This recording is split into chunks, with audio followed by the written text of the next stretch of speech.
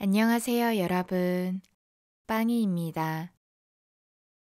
오늘 읽어드릴 책은 정지음 작가님의 우리 모두 가끔은 미칠 때가 있지 라는 책입니다. 이 책은 우리 사이에 좋다가도 싫고 싫다가도 좋은 그래서 미칠 듯한 감정들을 들여다보면서 작가 특유의 솔직하고 유쾌한 감성을 풀어낸 책입니다. 그러면 읽어드릴게요.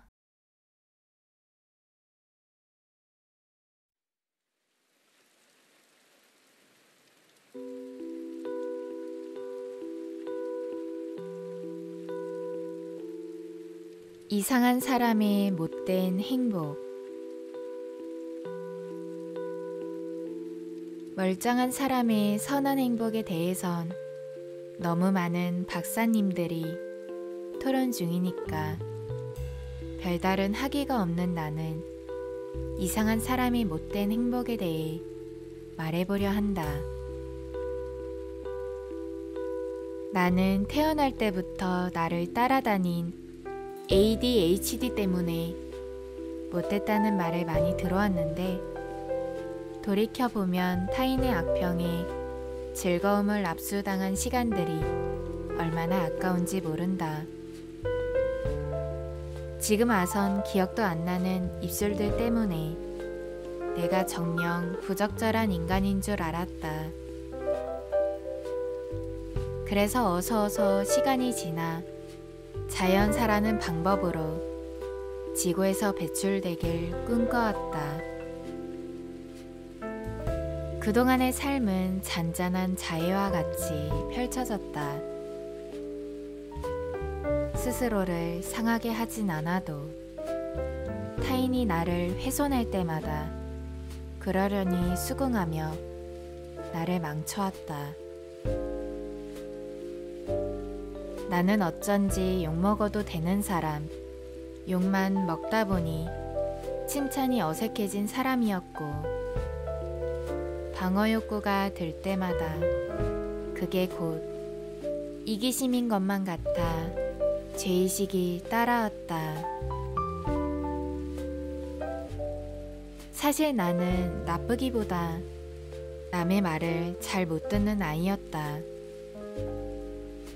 청각에는 문제가 없었지만 청각 주의력이 부족했던 것이다.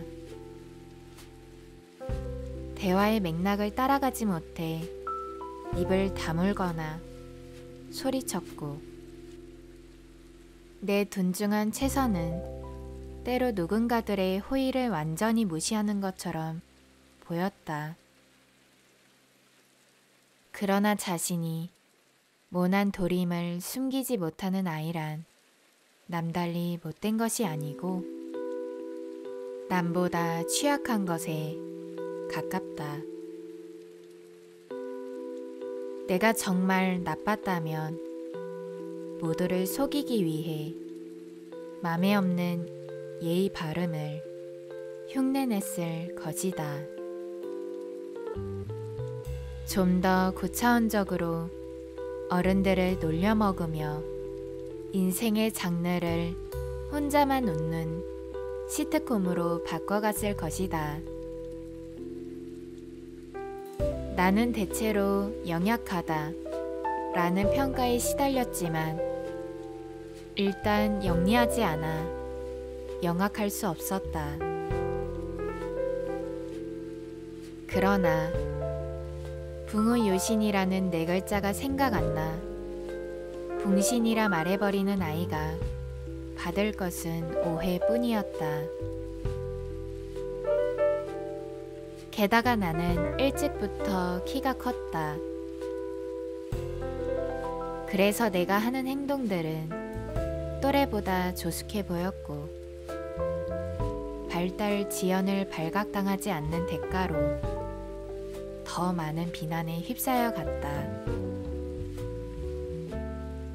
평생 동안 사람들의 걱정과 조언이 빗자루 역할을 한다고 믿었다. 그러나 빗자루 모형에 불과했다고 생각한다. 그것들은 실속 없이 번드르르 하기만 해서 내 삶의 쓰레기를 하나도 치워주지 못했다. 그래서 말을 휘두르는 사람이 많아질수록 얻어맞는 기분이 드는 것 같았다. 사실 사람들이 말하는 대로 살고 싶지 않았다. 모두가 입을 모아 좋다고 하는 것들이 하나도 좋아 보이지 않았다. 생에 대해 아무것도 몰랐지만 누구도 내 삶에 나만큼 심각하지 않다는 것만은 알고 있었다. 실제로 나는 충고를 박살내는 식으로 세상을 배워갔다.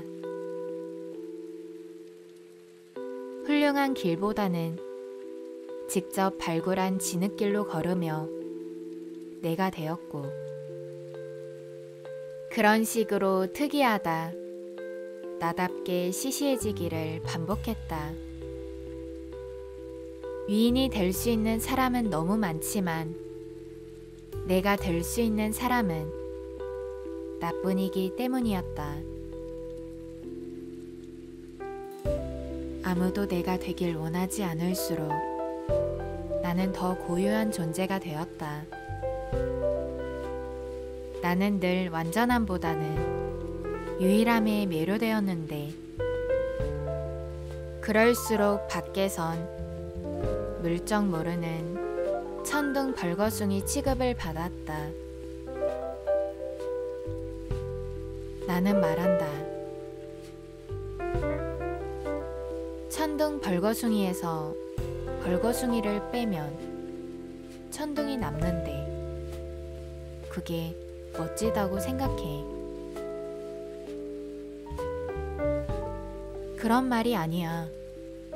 그리고 굳이 따지자면 너는 천둥보다 벌거숭이에 가까워서 그 단어를 뺄 수가 없어. 근데 나는 사실 벌거숭이도 멋지다고 생각해. 모두가 옷을 입고 있는 세상이니까 한두 면 정도는 알몸이어도 좋잖아?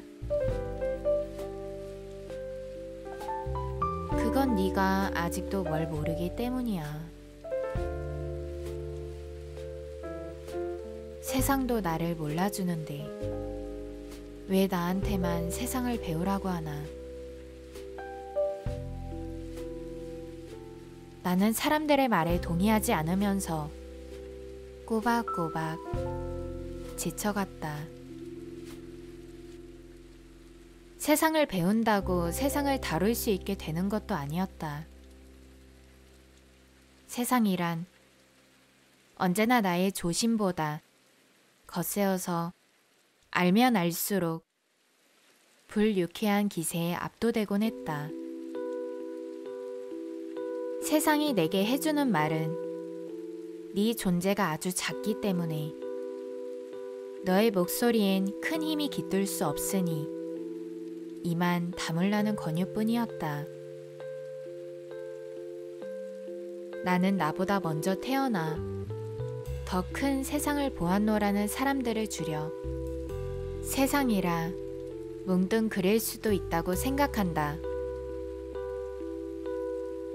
그렇다면 세상의 요구는 늘 착해지라는 것이 된다. 한때는 편해지고 싶은 마음에 나 역시 내가 좀 착해지길 바랐다. 올바르면 삐뚤 것을 고치면, 그래서 조금의 틀림도 없으면 내 인생도 이 삭막한 지구에서 체류 허가를 받을 수 있는 것만 같았다. 그러나 큰 오해였다. 나를 포기하자 주변의 가짜 빗자루들이 입맛을 짭짭 다시기 시작했던 것이다. 이미 망해버린 생태계에선 착한 인간이야말로 최상급의 고기가 되는 듯 했다. 정신적 육식주의자들에게 시달릴 때마다 나는 너무 헷갈렸다. 누구 말을 믿어야 할지 몰라 아무 말이나 주워 섬기다 매일매일 기분을 망쳤다. 돌이켜보면 착해지겠다라는 말은 남들을 위해 예쁜 접시를 준비하겠다는 뜻이었다. 선언하는 순간 나는 잘 익은 요리가 되고 내 인생은 어쩐지 남들을 위한 식사처럼 차려지고 마는 것이다. 그래서 사랑하는 친구들에게 그들을 사랑하는 만큼 자주 너 자신이 놓여있는 그 밥상을 발로 차라고 권하게 되었다. 먹히느니 차라리 아무것도 못 먹게 먼지와 때를 묻히라는 의미였다. 이 방법은 도덕적 최선이 아니라는 면에서 최고였다. 마음이 시원했고 반복하는 과정에 따르는 상처들을 영광스러운 투쟁의 결과로 만들어 주었다. 그냥 넘어갈 수 있는 일을 절대로 참지 않을 때마다 내 속에 가장 약한 나와 가장 강한 내가 전투적 비밀, 협약을 맺는 것 같았다. 이렇게 살면 가끔은 미쳤다는 평가에 노출되기도 한다. 하지만 스스로의 미침을 허용하는 인간만이 타인의 광기에도 조금쯤 유연할 수 있었다. 자기가 미쳤듯이 저 사람도 미쳤음을 이해하고 그가 미칠 힘이 떨어져 제정신이 되기를 기다려줄 수도 있기 때문이었다. 그렇게 따지면 나 한 몸 미쳐보는 일은 다시 가장 이타적인 행위가 되었다. 그래서 이제는 미쳤다는 소리를 착한 일 스티커처럼 모으고 있다. 내 마음속 빈칸이 숭숭 뚫린 판이 다 채워질 때마다 수고한 나 자신에게 약간 비싼 무언가를 사준다. 모쪼록 이해받지 못할수록 즐거운 삶이라 생각하면서 즐거움은 고단함이 다른 이름일지도 모르겠다고 얼버무리면서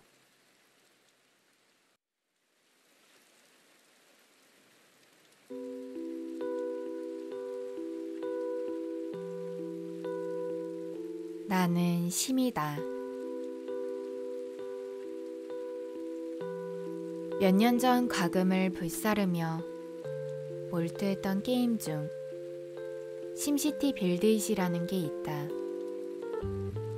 내가 시장이 되어 가상의 시민, 심들과 함께 도시를 개발해 나가는 게임이다. 대충 집 짓고 길 내고 공원이나 지어주면 될 것 같았는데 도시가 커질수록 심들의 아우성이 거세졌다. 어찌나 불만이 많은지 인앱 구매를 남발해도 감당하기 힘들 지경이었다. 있는 돈 없는 돈 쏟아부어 경찰서를 지으면 하수 처리 시설이 없다며 들어놓았다. 땡전을 박박 긁어 하수 처리 시설을 완성하면 또 거기서 악취가 못 살겠다며 코를 쥐었다.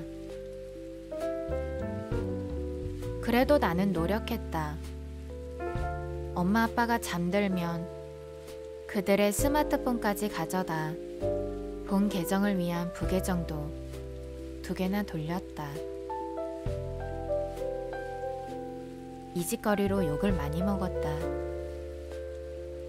부계정의 심들이 엄마 아빠가 직장에 있을 때도 하염없이 알림을 보낸 것이다. 하지만 필사의 정열을 퍼부어도 심들의 만족도는 낮아지기만 했다. 이 심새끼들이 쩔쩔 매다 보니 점차 열이 받기 시작했다. 돈 되는 건물만 짓기도 바쁜데 복지니 뭐니 딴지를 거는 심들이 뻔뻔하게 느껴졌다. 심들은 세금을 냈지만 지불하는 푼돈에 비해 너무 큰 권리를 주장하곤 했다.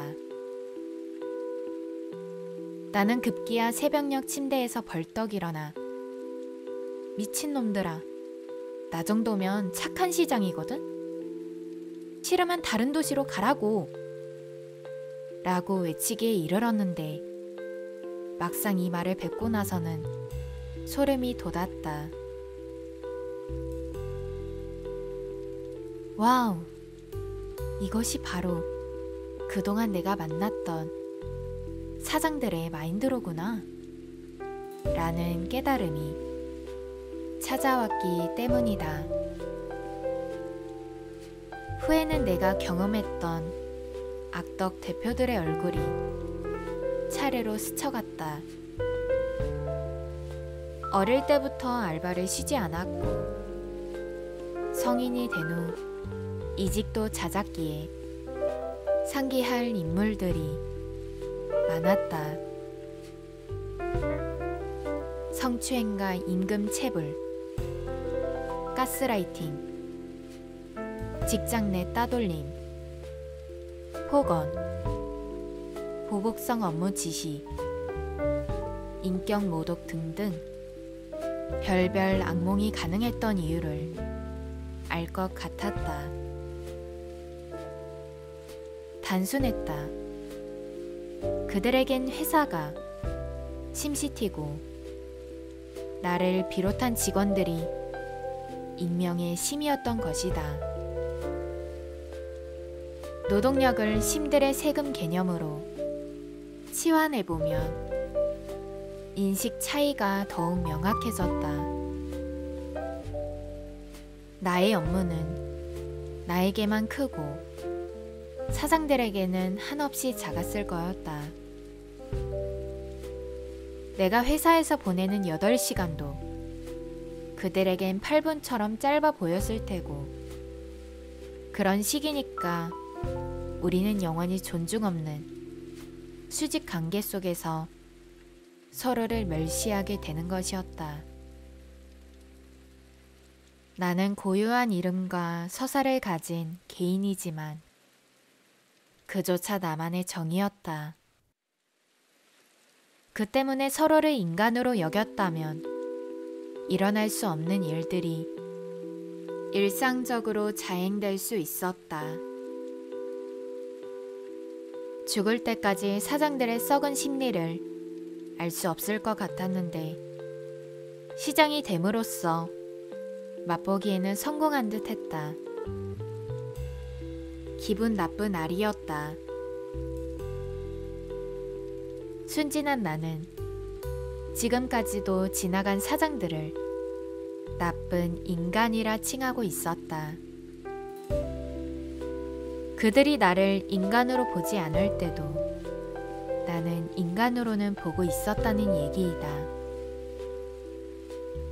당시엔 나도 모르게 악인들을 선의로 해석했다는 사실에 약이 올랐다. 이 사회는 너무 나빠서 자기가 찾겠다는 걸 깨달은 인간은 뒤통수를 얻어맞은 듯 얼얼해지고 만다.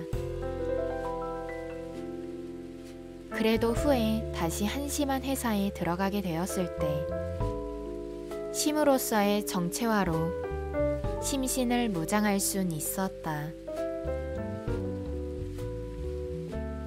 이전에 나는 회사가 어떻게 대우하든 양심을 불태우는 사람이었다. 사장이 비정상이라고 함께 인성을 베리거나 무능해질 필요는 없다고 생각했다. 내게는 유형의 재산과 권력이 없는 대신 아무것도 없는 자, 특유의 자존심이 있었다. 그것은 고결함에 대한 선망이었다. 열심히, 꿋꿋이, 충실히 살면 언젠가 빛을 보리란 판타지 같기도 했다. 하지만 내가 그저 심이라면? 가다울 수 없는 존엄과 함께 지고 있는 의무도 영으로 돌아가는 셈이었다. 심으로서의 자아는 사장들과의 적절한 거리감을 잴 때도 훌륭한 기준이 되었다. 가끔 진짜 나쁜 사람들 중에 온탕은 혼자 누리면서 냉탕에만 같이 가려는 사람들이 있었다. 잘 벌 때는 한없이 개인주의자면서 못 벌 때는 가족애나 의리를 강조하는 타입이었다. 하지만 심은 경영에 휘둘리는 객체일 뿐 경영에 참여하는 주체가 아니었다. 나는 자본주의 네트워크를 둥둥 떠다니는 데이터에 불과하니까 회사의 영광에서든 부진에서든 자유로웠고 언젠가부터는 그런 가벼움을 즐기게 되었다. 시장님 같은 사장님에게 기대하지 않으니 속이 썩도록 실망할 일도 없어졌다. 퇴근하는 즉시 남의 심시티를 잊을 수 있고 일에 대한 애속을 버리면서 딱 그만큼 행복해졌다. 물론 가장 큰 행복은 누구의 심시티에도 속하지 않는 상태였다. 시장님이 하사하는 혜택은 없지만 시장님 본인도 없다는 사실이 인생을 충만하게 만들어 주었다. 진정한 복지란 사라져 주는 것. 진정한 복수도 사라지게 해주는 것이란 생각이 들었다.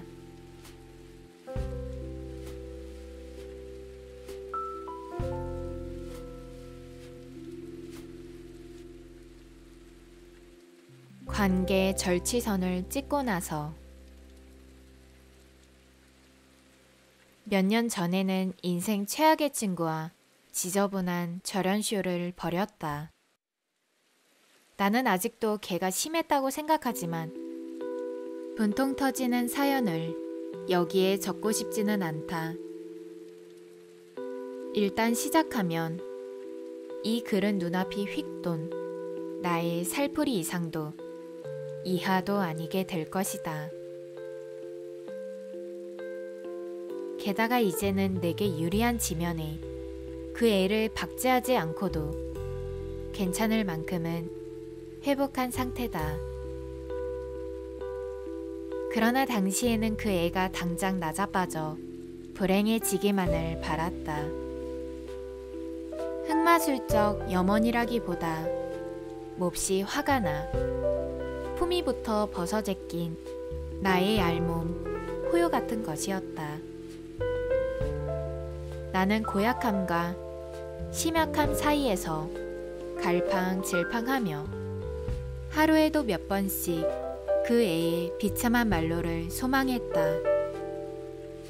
혹시나 이뤄질까 취소했다가도 때론 취소를 취소하고 싶어 쩔쩔 울었다. 그 애를 그리워한 적은 없었는데 그 애를 사랑하던 시절은 언제고 머릿속을 간지럽혔다. 우리의 그때 말고 나의 그때로 돌아가고만 싶었다. 한 사람의 악행에 어째서 두 사람의 순수를 해야 하는 힘이 실릴 수 있는 건지 이해가 되지 않았다. 그때 나는 지독한 억울은 거의 통증에 가깝다는 사실을 배웠다. 실제로도 가슴속이 아렸고 그 부분에 얹힌 울분을 빼려고 팡팡 두드리다 보면 겉도 아파졌다. 시달리는 와중에 원수를 사랑하라 라는 격언이 떠오르기도 했다. 원수가 생겨보기 전에는 깊이를 알 수 없던 말이었다. 그러나 직접 해보니 남을 미워하는 일은 좋아하는 일에 백곱절로 고되었다. 마치 흉각으로 하는 강제 노역 같았다. 사랑에도 많은 품이 들지만 증오에 비할 것은 아니었다. 누군가를 기약 없이 싫어하다 보면 내 심장이 아직 빛깔 좋고 통통한 자이언트 자도였을 때가 그리워졌다. 사랑하면서 더 나은 사랑을 전제로 벌이는 다툼에는 힘든 만큼 빛나는 가치가 있었다.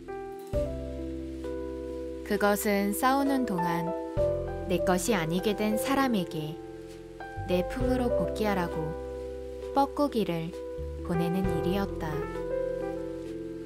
그러나 미움을 지속하기 위해 오로지 미움으로 끝장을 내자고 싸우는 일에는 남는 것이 없었다. 타인을 너무 미워하다 보면 제일 싫어지는 것은 나였다. 나는 상대방의 바닥을 목도하는 과정에서 같은 수준으로 곤두박질친 나의 바닥까지 견뎌내야 했다. 그 와중에도 두 바닥 중 어느 것이 더 깨끗한지 누가 더 고차원의 인간인지 저울질해야만 속 시원해지는 나를 참기 힘들었다. 나는 점차 상대방에 대한 비난과 나에 대한 비판을 구분할 수 없어졌다. 그런 시기라면 원수를 사랑하라 라는 말은 원수를 응징하려던 밧줄로 네 목을 조르는 일을 멈추라는 말 같기도 했다. 흘러넘치는 악감정은 천천히 주변으로 스며들었다. 부끄러운 얘기지만 그때 난 내게 적절한 위로를 건네지 못하는 지인들에게도 격분했다. 특히 둘 다 잘한 것은 없다라며 사건의 전후 관계를 뒤섞는 사람들이 제일 싫었다. 제가 먼저 잘못해서 내가 방어하게 된 것인데 행동의 무게가 똑같다는 판단을 납득할 수 없었다. 따라서 그만 잊어. 이미 벌어진 일을 어쩌겠어. 계속 생각해봤자 너만 손해야. 라는 위로들은 A4 용지로 한 장만큼도 양감을 찾지 못했다.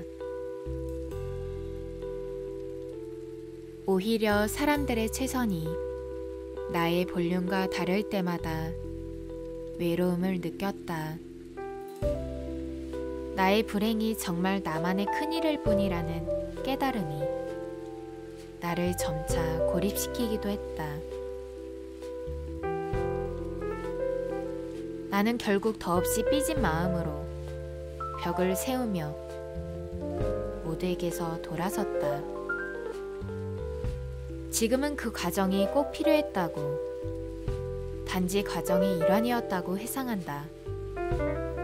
내가 받은 조언들의 방점이 멈추라 보다는 너를 위해 에 찍혀있던 거라고도 납득한다. 하소연은 장작 같은 것이라 정당성을 부여받을수록 타오르는 습성이 있었다.